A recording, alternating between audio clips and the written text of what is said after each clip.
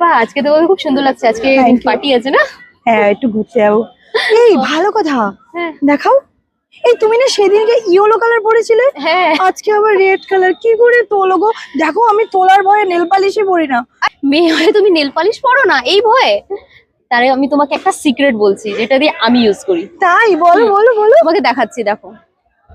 আমি এটা সবসময় রাখি। এই দেখো, আমি এটা ইউজ করি।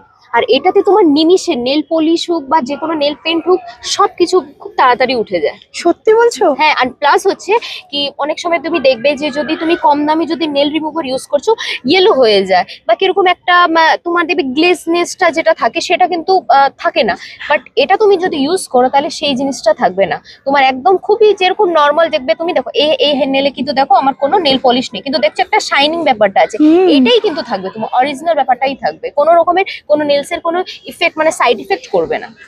তাই তো আমি ভাবছি, তোমার নেল গুলো সেদিনকে আমি ইয়েলো কালার দেখলাম, আজকে আবার রেড কালার, আবার সেখানে বলছো তাড়াতাড়ি রিমুভ হয়ে যাবে। ধর আমি তো মানে সেই থেকে কত ইচ্ছা জানো, নেল পালিশ পরবো, সাজবো, দেখো শাড়ি পরেছি তাও আমি নেল পালিশ পরিনি। But thank you so much. তুমি আমাকে এটা বলো যে এটা আমি কোথায় কিনতে পাবো? যে কোনো শপে তুমি পেয়ে যাবে, কসমেটিকের শপে যাও, পেয়ে যাবে আরামসে। আচ্ছা, thank you so much Sanchita.